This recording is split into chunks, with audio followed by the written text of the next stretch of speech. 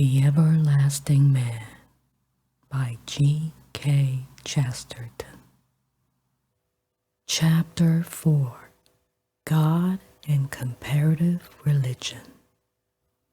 I was once escorted over the Roman foundations of an ancient British city by a professor who said something that seems to me a satire on a good many other professors. Possibly the professor saw the joke, though he maintained an iron gravity, and may or may not have realized that it was a joke against a great deal of what is called comparative religion. I pointed out a sculpture of the head of the sun with the usual halo of rays, but with the difference that the face in the disk, instead of being boyish like Apollo, was bearded like Neptune or Jupiter. Yes, he said with a certain delicate exactitude, that is supposed to represent the local god Sol. The best authorities identify Sol with Minerva, but this has been held to show that the identification is not complete. That is what we call a powerful understatement. The modern world is madder than any satires on it. Long ago, Mr. Belloc made his burlesque Don say that a bust of Ariadne had been proved by modern research to be a Silenus, but that is not better than the real appearance of Minerva as the bearded woman of Mr. Barnum. Only both of them are very like many identifications by the best authorities on comparative religion, and when Catholic creeds are identified with various wild myths, I do not laugh or curse or misbehave myself. I confine myself decorously to saying that the identification is not complete. In the days of my youth, the religion of humanity was a term commonly applied to Comtism, the theory of certain rationalists who worshipped corporate mankind as a supreme being. Even in the days of my youth, I remarked that there was something slightly odd about despising and dismissing the doctrine of the Trinity as a mystical and even maniacal contradiction, and then asking us to adore a deity who is 100 million persons in one God, neither confounding the persons nor dividing the substance. But there is another entity, more or less definable and much more imaginable than the many-headed and monstrous idol of mankind, and it has a much better right to be called, in a reasonable sense, the religion of humanity. Man is not indeed the idol, but man is almost everywhere the idolater. And these multitudinous idolatries of mankind have something about them in many ways, more human and sympathetic than modern metaphysical abstractions. If an Asiatic god has 3 heads and 7 arms, there is at least in it an idea of material incarnation, bringing an unknown power nearer to us and not farther away. But if our friends Brown, Jones, and Robinson went out for a Sunday walk, were transformed and amalgamated into an Asiatic idol before our eyes, they would surely seem farther away. If the arms of Brown and the legs of Robinson waved from the same composite body, they would seem to be waving something of a sad farewell. If the heads of all 3 gentlemen appeared smiling of the same neck, we should hesitate even by what name to address our new and somewhat abnormal friend. In the many-headed and many-handed Oriental idol, there is a certain sense of mysteries becoming at least partly intelligible, of formless forces of nature taking some dark but material form. But though this may be true of the multiform God, it is not so of the multiform man. The human beings become less human by becoming less separate. We might say less human in being less lonely. The human beings become less intelligible as they become less isolated. We might say with strict truth that the closer they are to us, the farther they are away. An ethical hymn book of this humanitarian sort of religion was carefully selected and expurgated on the principle of preserving anything human and eliminating anything divine. One consequence was that a hymn appeared in the amended form of Nearer Mankind to Thee, Nearer to Thee. It always suggested to me the sensations of a strap hanger during a crush on the tube. But it is strange and wonderful how far away the souls of men can seem when their bodies are so near as all that.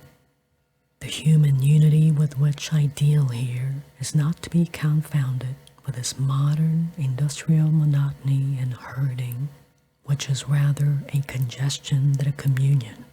It is a thing to which human groups left to themselves, and even human individuals left to themselves, have everywhere tended by an instinct that may truly be called human. Like all healthy human things, it has varied very much within the limits of a general character, for that is characteristic of everything belonging to that ancient land of liberty that lies before and around the servile industrial town. Industrialism actually boasts that its products are all of one pattern, that men in Jamaica or Japan can break the same seal and drink the same bad whiskey, that a man at the North Pole and another at the South might recognize the same optimistic label on the same dubious tinned salmon. But wine, the gift of gods to men, can vary with every valley and every vineyard, can turn into 100 wines without any wine once reminding us of whiskey. And cheeses can change from county to county without forgetting the difference between chalk and cheese. When I am speaking of this thing, therefore, I am speaking of something that doubtless includes very wide differences. Nevertheless, I will here maintain that it is one thing. I will maintain that most of the modern botheration comes from not realizing that it is really one thing. I will advance the thesis that before all talk about comparative religion and the separate religious founders of the world, the first essential is to recognize this thing as a whole, as a thing almost native and normal to the great fellowship that we call mankind. This thing is paganism, and I propose to show in these pages that it is the one real rival to the Church of Christ. Comparative religion is very comparative indeed. That is, it is so much a matter of degree and distance and difference that it is only comparatively successful when it tries to compare. When we come to look at it closely, we find it comparing things that are really quite incomparable. We are accustomed to see a table or catalog of the world's great religions in parallel columns until we fancy they are really parallel. We are accustomed to see the names of the great religious founders all in a row: Christ, Muhammad, Buddha, Confucius. But in truth, this is only a trick, another of these optical illusions by which any objects may be put into a particular relation by shifting to a particular point of sight. Those religions and religious founders, or rather those whom we choose to lump together as religions and religious founders, do not really show any common character. The illusion is partly produced by Islam coming immediately after Christianity in the list.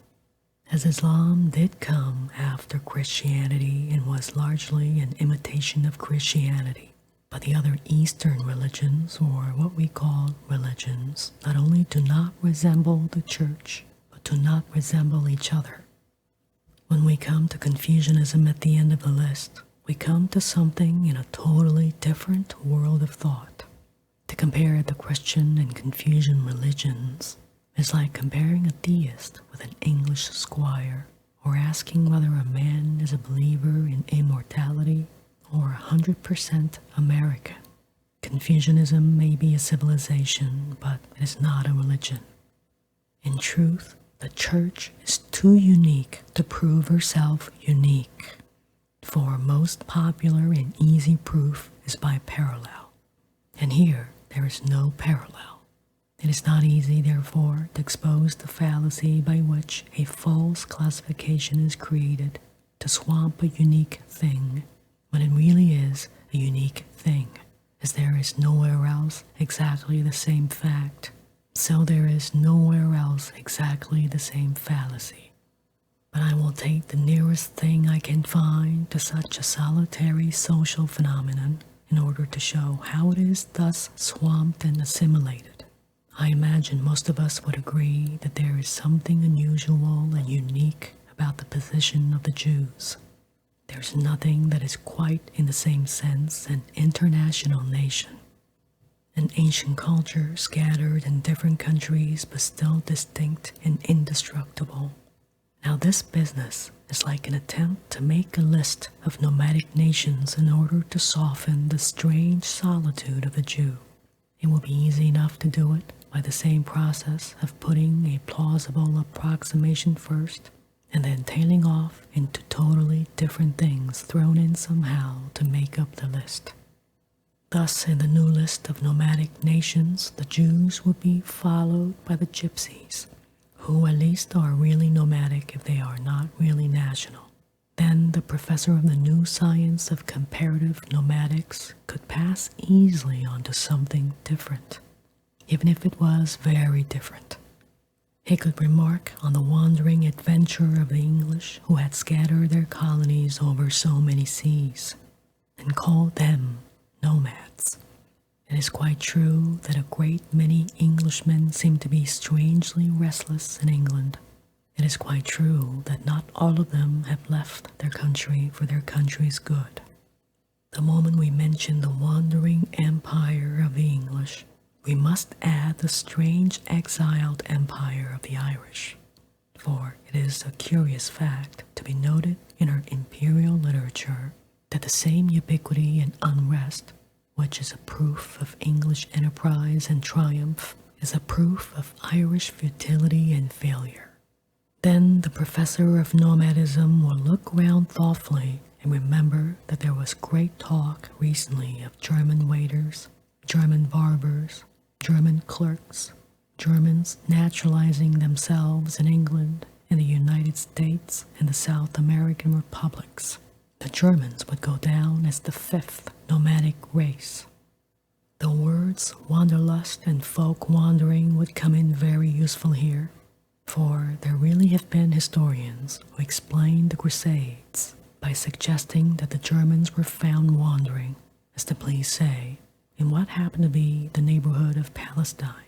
Then the professor, feeling he was now near the end, would make a last leap in desperation. He would recall the fact that the French army has captured nearly every capital in Europe, that it marched across countless conquered lands under Charlemagne or Napoleon, and that would be wanderlust, and that would be the note of a nomadic race.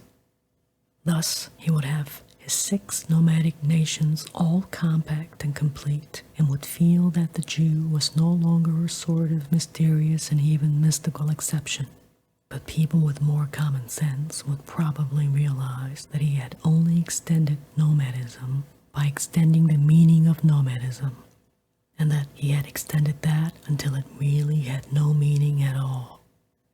It is quite true that the French soldier has made some of the finest marches in all military history, but it is equally true and far more self-evident that if the French peasant is not a rooted reality, there is no such thing as a rooted reality in the world. Or, in other words, if he is a nomad, there is nobody who is not a nomad. Now that is the sort of trick that has been tried in the case of comparative religion and the world's religious founders all standing respectively in a row. It seeks to classify Jesus as the other would classify Jews by inventing a new class for the purpose and filling up the rest of it with stopgaps and second-rate copies. I do not mean that these other things are not often great things in their own real character and class. Confucianism and Buddhism are great things. But it is not true to call them churches, just as the French and English are great peoples, but it is nonsense to call them nomads. There are some points of resemblance between Christendom and its imitation in Islam. For that matter, there are some points of resemblance between Jews and Gypsies, but after that, the lists are made up of anything that comes to hand, of anything that can be put in the same catalog without being in the same category. In this sketch of religious history, with all decent deference to men much more learned than myself, I propose to cut across and disregard this modern method of classification, which I feel sure has falsified the facts of history. I shall here submit an alternative classification of religion or religions, which I believe would be found to cover all the facts, and what is quite as important here, all the fancies.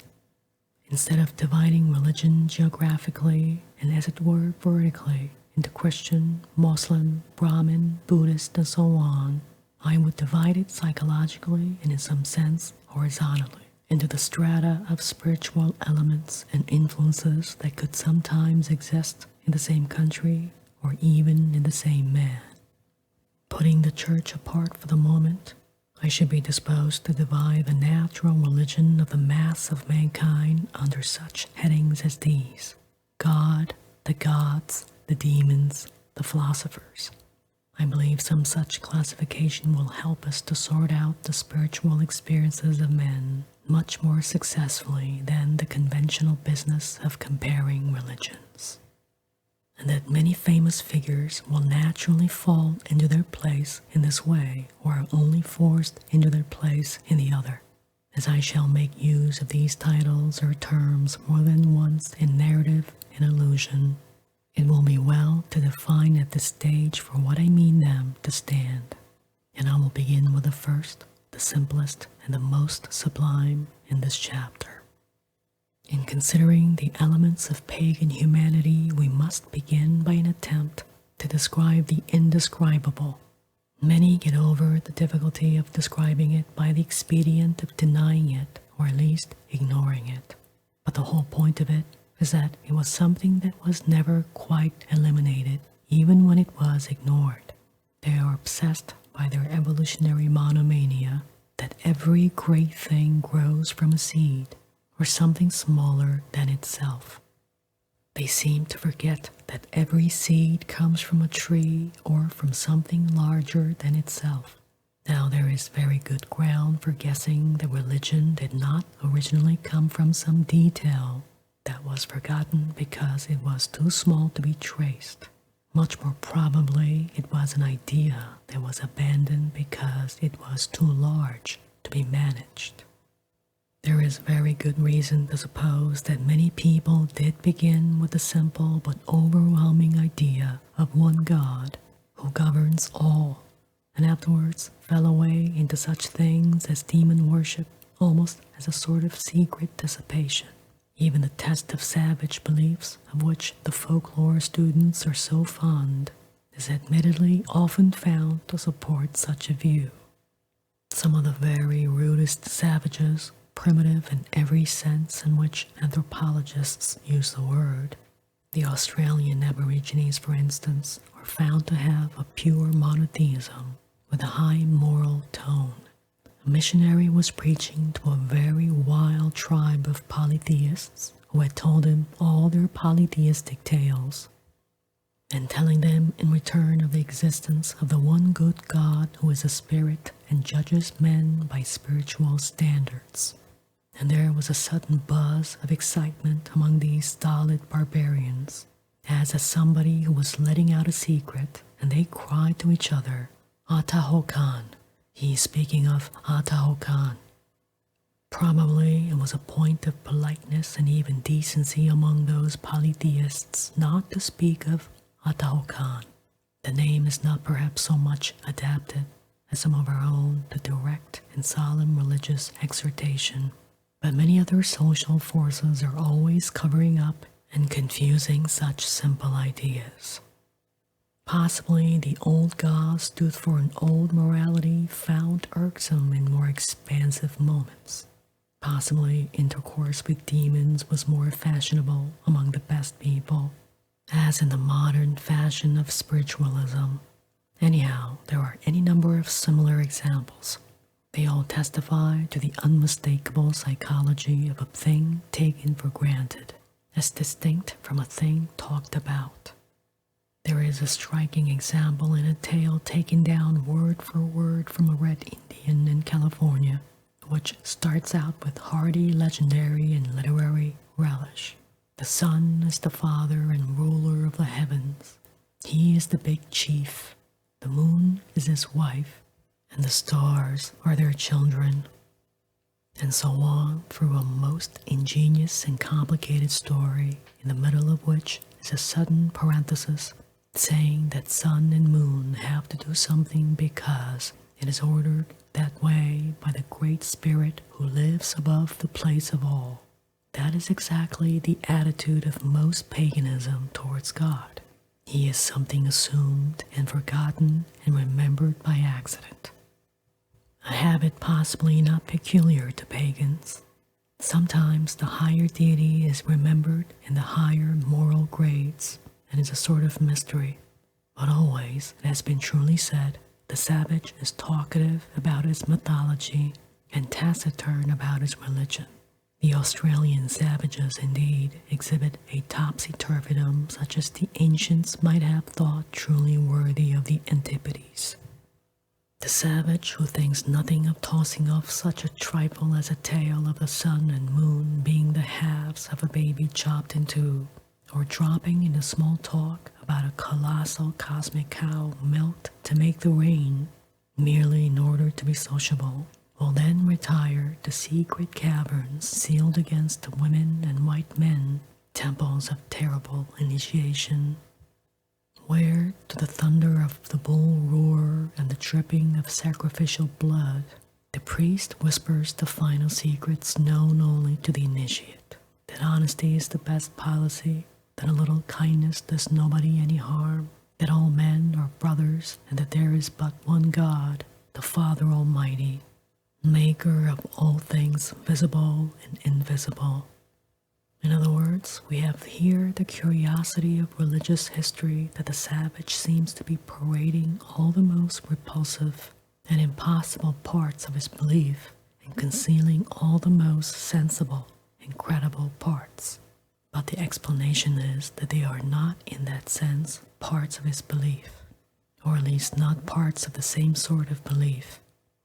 The myths are merely tall stories, though as tall as the sky, the waterspout, or the tropic rain. The mysteries are true stories, and are taken secretly that they may be taken seriously. Indeed, it is only too easy to forget that there is a thrill in theism, a novel in which a number of separate characters all turned out to be the same character would certainly be a sensational novel. It is so with the idea that sun and tree and river are the disguises of one God and not of many. Alas, we also find it only too easy to take Atao Khan for granted. But whether he is allowed to fade into a truism or preserved as a sensation by being preserved as a secret, it is clear that he is always either an old truism or an old tradition. There is nothing to show that he is an improved product of a mere mythology, and everything to show that he preceded it. He is worshipped by the simplest tribes with no trace of ghosts or grave offerings, or any of the complications in which Herbert Spencer and Grant Allen sought the origin of the simplest of all ideas. Whatever else there was never any such thing as the evolution of the idea of God.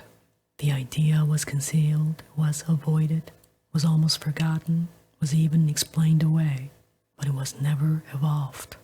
There are not a few indications of this change in other places.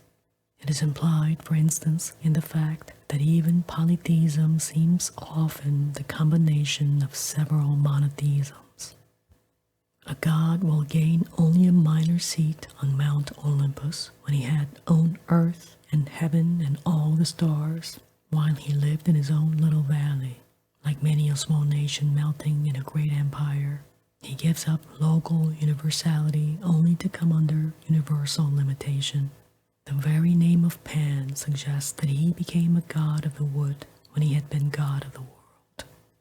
The very name of Jupiter is almost a pagan translation of the words, Our Father which art in heaven. As with the Great Father symbolized by the sky, so with the Great Mother, whom we still call Mother Earth. The meter and series and simile often seem to be almost incapable of taking over the whole business of godhood, so that men should need no other gods. It seems reasonably probable that a good many men did have no other gods but one of these, worshipped as the author of all. Over some of the most immense and populous tracts of the world, such as China, it would seem that the simpler idea of the Great Father has never been very much complicated with rival cults, though it may have, in some sense, ceased to be a cult itself. The best authorities seem to think that though Confucianism is in one sense agnosticism, it does not directly contradict the old theism, precisely because it has become a rather vague theism. It is one in which God is called heaven, as in the case of polite persons tempted to swear in drawing rooms. But heaven is still overhead, even if it is very far overhead. We have all the impression of a simple truth that has receded until it was remote without ceasing to be true, and this phrase alone would bring us back to the same idea even in the pagan mythology of the West. There is surely something of this very notion of the withdrawal of some higher power in all those mysteries and very imaginative myths about the separation of earth and sky. In 100 forms we are told that heaven and earth were once lovers, or were once at one when some upstart thing, often some undutiful child, thrust them apart, and the world was built on an abyss, upon a division and a parting. One of its grossest versions was given by Greek civilization in the myth of Uranus and Saturn. One of its most charming versions was that of some savage people who say that a little pepper plant grew taller and taller and lifted the whole sky like a lid, a beautiful barbaric vision of daybreak for some of our painters who love that tropical twilight. Of myths and the highly mythical explanations which the moderns offer of myths, something will be said in another section. For I cannot but think that most mythology is on another and more superficial plane. But in this primeval vision of the rending of one world into two, there is surely something more of ultimate ideas. As to what it means, a man will learn far more about it by lying on his back in a field and merely looking at the sky than by reading all the libraries, even of the most learned and valuable folklore. He will know what is meant by saying that the sky ought to be nearer to us than it is, that perhaps it was once nearer than it is, that it is not a thing merely alien and abysmal, but in some fashion sundered from us and saying farewell. There will creep across his mind the curious suggestion that after all, perhaps the myth-maker was not merely a mooncalf or village idiot thinking he could cut up the clouds like a cake, but had in him something more than it is fashionable to attribute to the troglodyte. That it is just possible that Thomas Hood was not talking like a troglodyte when he said that as time went on, the treetops only told him he was farther off from heaven than when he was a boy. But anyhow, the legend of Uranus, the Lord of Heaven, dethroned by Saturn, the time spirit, would mean something to the author of that poem. And it would mean, among other things, this banishment of the first fatherhood. There is the idea of God in the very notion that there were gods before the gods. There is an idea of greater simplicity in all the allusions to that more ancient order. The suggestion is supported by the process of propagation we see in historic times. Gods and demigods and heroes breed like herrings before our very eyes and suggest of themselves that the family may have had one founder. Mythology grows more and more complicated, and the very complication suggests that at the beginning it was more simple. Even on the external evidence of the sort called scientific, there is therefore a very good case for the suggestion that man began with monotheism before it developed or degenerated into polytheism. But I am concerned rather with an internal than an external truth, and as I have already said, the internal truth is almost indescribable. We have to speak of something of which it is the whole point that people did not speak of it. We have not merely to translate from a strange tongue or speech, but from a strange silence. I suspect an immense implication behind all polytheism and paganism. I suspect we have only a hint of it here and there in these savage creeds or Greek origins. It is not exactly what we mean by the presence of God. In a sense, it might more truly be called the absence of God. But absence does not mean non-existence, and a man drinking the toast of absent friends does not mean that from his life all friendship is absent. It is a void, but it is not a negation. It is something as positive as an empty chair. It will be an exaggeration to say that the pagans saw higher than Olympus an empty throne. It will be nearer the truth to take the gigantic imagery of the Old Testament, in which the prophet saw God from behind. It was as if some immeasurable presence had turned his back on the world. Yet the meaning will again be missed if it is supposed to be anything so conscious and vivid as the monotheism of Moses and his people. I do not mean that the pagan peoples were in the least overpowered by this idea merely because it is overpowering. On the contrary, it was so large that they all carried it lightly as we all carry the load of the sky. Gazing at some detail like a bird or a cloud, we can all ignore its awful blue background. We can neglect the sky. And precisely because it bears down upon us with an annihilating force, it is felt as nothing. A thing of this kind can only be an impression, and a rather subtle impression. But to me, it is a very strong impression made by pagan literature and religion. I repeat that in our special sacramental sense, there is, of course, the absence of the presence of God. But there is in a very real sense the presence of the absence of God. We feel it in the unfathomable sadness of pagan poetry, for I doubt if there was ever in all the marvelous manhood of antiquity a man who was happy as Saint Francis was happy.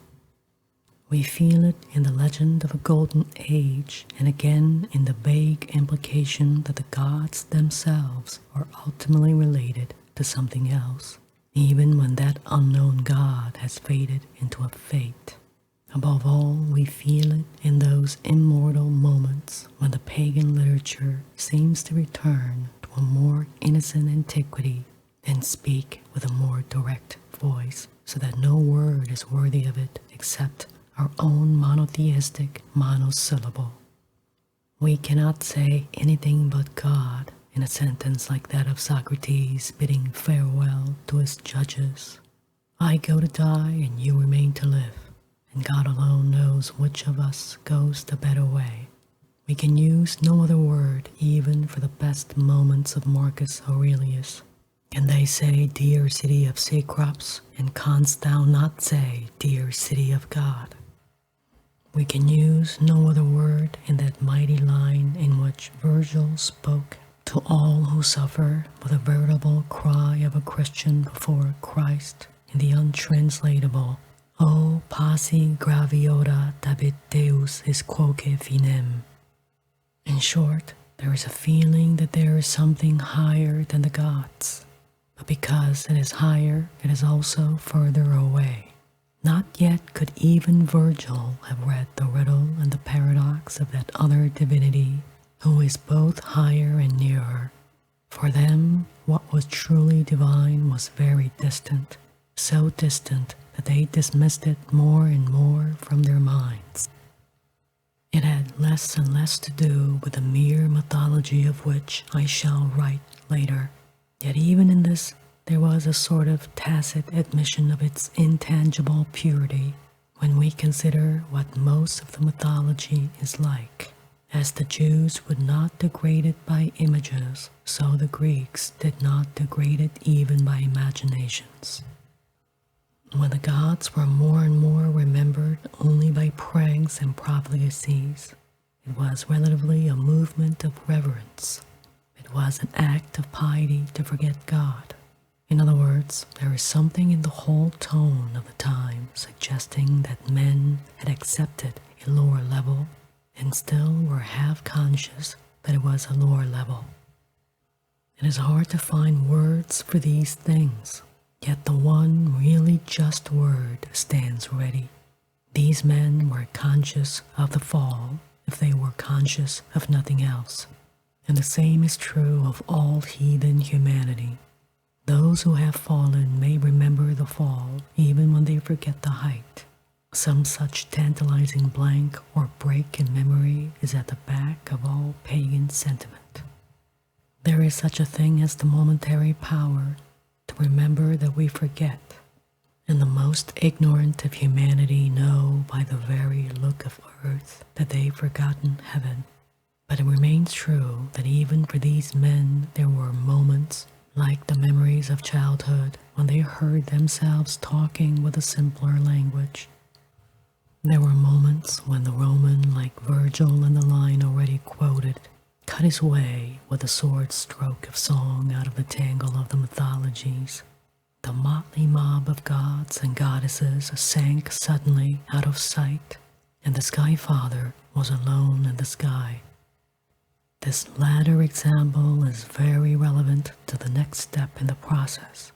A white light, as of a lost morning, still lingers on the figure of Jupiter, of Pan, or of the elder Apollo, and it may well be, as already noted, that each was once a divinity as solitary as Jehovah or Allah. They lost this lonely universality by a process that is here very necessary to note. A process of amalgamation very like what was afterwards called syncretism. The whole pagan world set itself to build a pantheon. They admitted more and more gods. Gods not only of the Greeks, but of the barbarians. Gods not only of Europe, but of Asia and Africa. The more the merrier, though some of the Asian and African ones were not very merry. They admitted them to equal thrones with their own.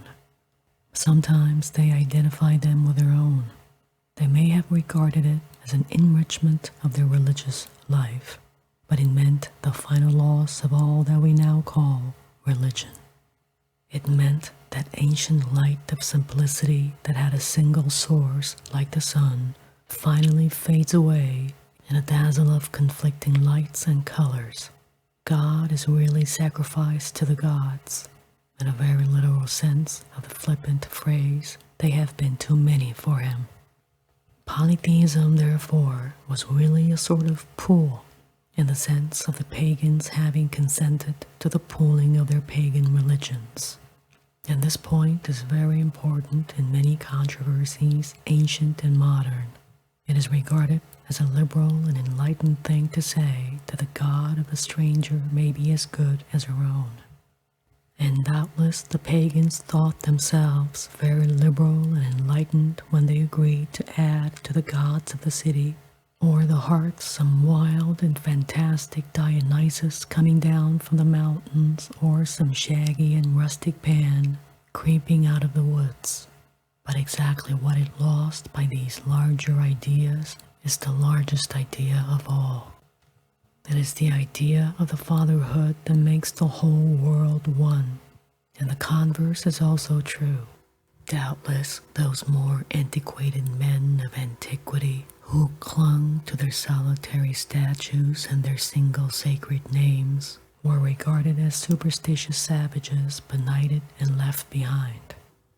But these superstitious savages were preserving something that is much more like the cosmic power as conceived by philosophy, or even as conceived by science. This paradox by which the rude reactionary was a sort of prophetic progressive has one consequence very much to the point.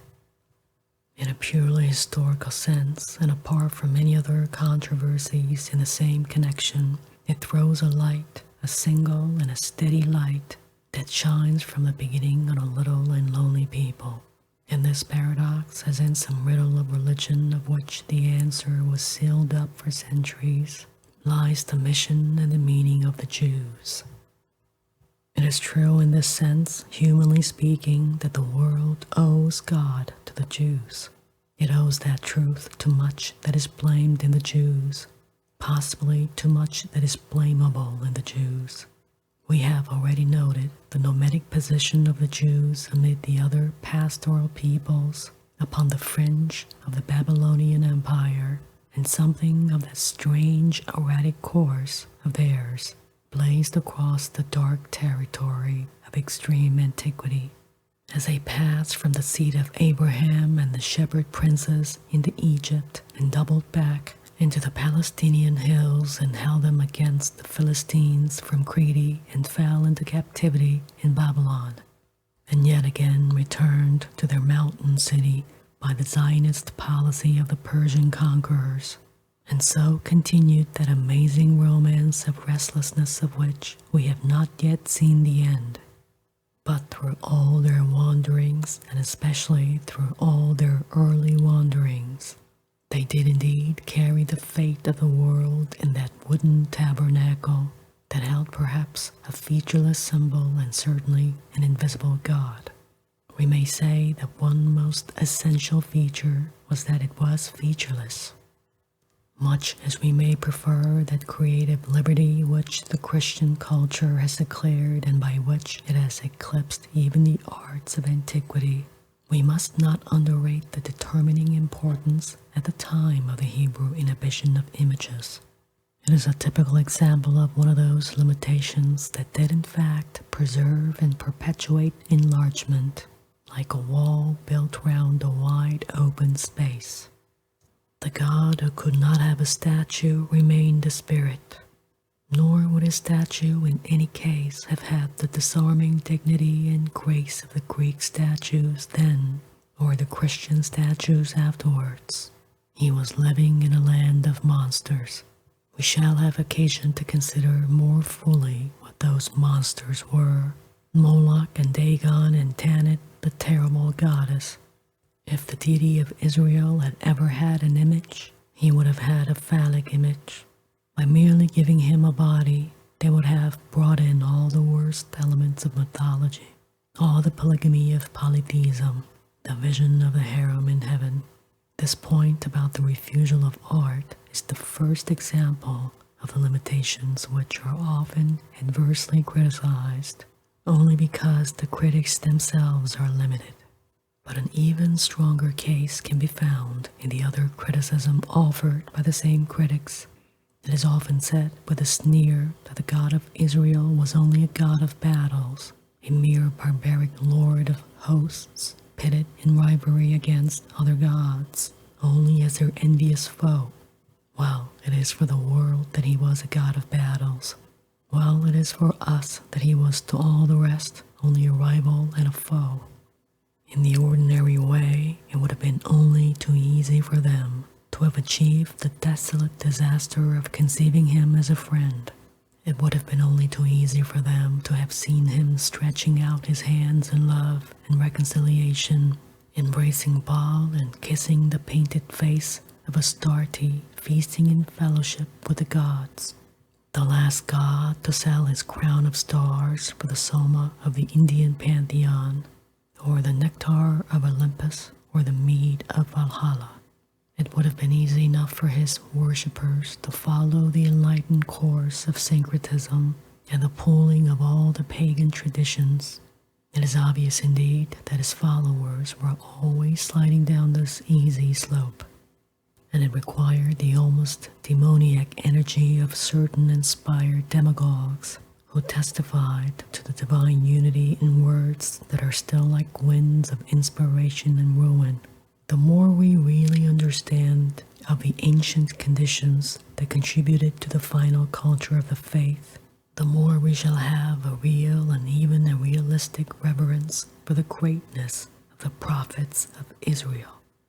As it was, while the whole world melted into this mass of confused mythology, this deity was called tribal and narrow precisely because he was what is called tribal and narrow, preserved the primary religion of all mankind. He was tribal enough to be universal.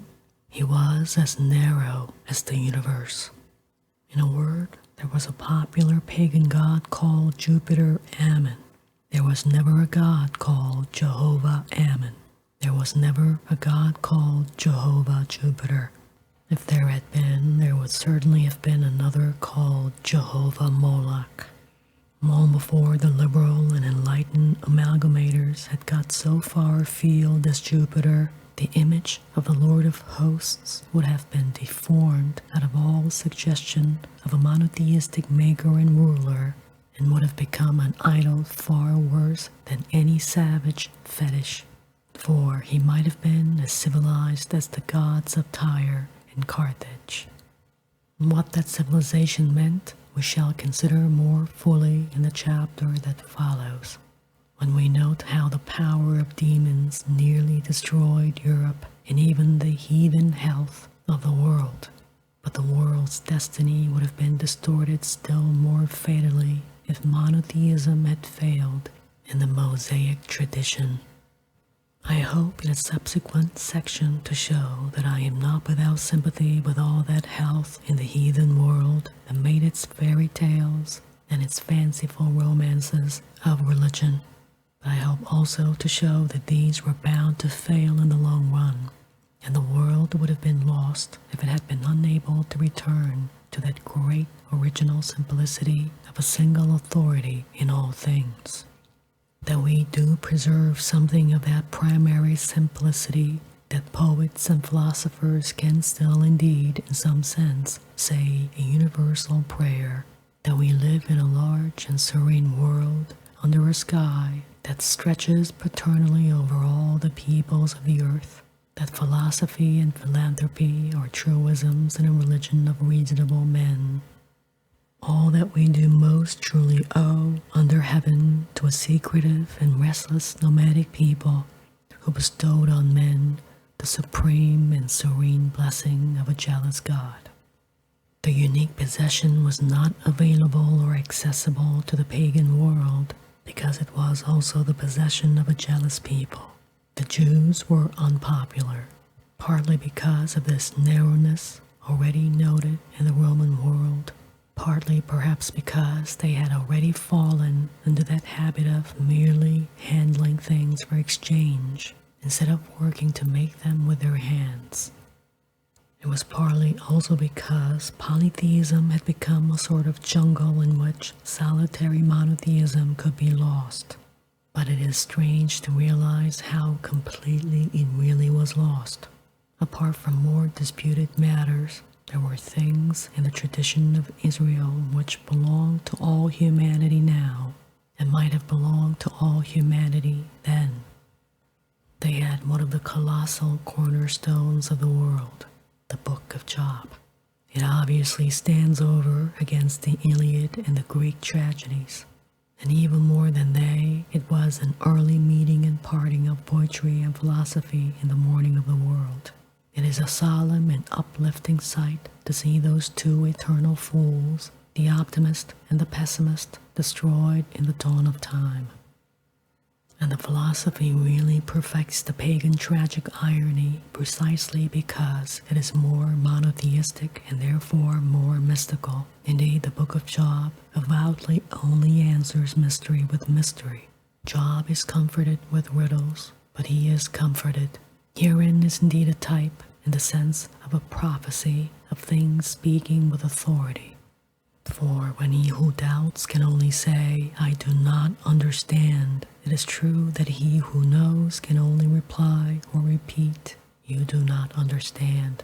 And under that rebuke there is always a sudden hope in the heart, and the sense of something that will be worth understanding. But this mighty monotheistic poem remained unremarked by the whole world of antiquity, which was thronged with polytheistic poetry. It is a sign of the way in which the Jews stood apart and kept their tradition unshaken and unshared, that they should have kept a thing like the Book of Job out of the whole intellectual world of antiquity. It is as if the Egyptians had modestly concealed the Great Pyramid, but there were other reasons for cross-purpose and an impasse characteristic of the whole of the end of paganism.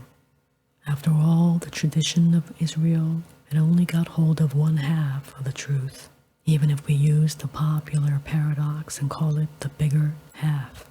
I shall try to sketch in the next chapter the love of locality and of personality that ran through mythology. Here, it need only be said that there was a truth in it that could not be left out, though it were a lighter and less essential truth. The sorrow of Job had to be joined with the sorrow of Hector, and while the former was the sorrow of the universe, the latter was the sorrow of the city. For Hector could only stand pointing to heaven as the pillar of holy Troy. When God speaks out of the whirlwind, he may well speak in the wilderness. But the monotheism of the nomad was not enough for all that varied civilization of fields and fences and walled cities and temples and towns.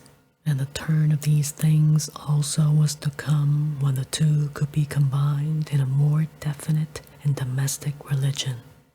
Here and there in all that pagan crowd could be found a philosopher whose thoughts ran on pure theism, but he never had, or supposed that he had, the power to change the customs of the whole populace. Nor is it easy even in such philosophies to find a true definition of this deep business of the relation of polytheism and theism. Perhaps the nearest we can come to striking the note or giving the thing a name is in something far away from all that civilization and more remote from Rome than the isolation of Israel. It is in a saying I once heard from some Hindu tradition that gods as well as men are only the dreams of Brahma and will perish when Brahma awakes. There is indeed in such an image something of the soul of Asia which is less sane than the soul of Christendom. We should call it despair, even if they would call it peace. This note of nihilism can be considered later in a fuller comparison between Asia and Europe.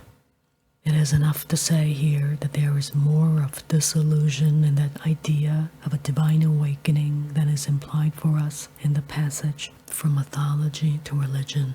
But the symbol is very subtle and exact in one respect, that it does suggest the disproportion and even disruption between the very ideas of mythology and religion, the chasm between the two categories.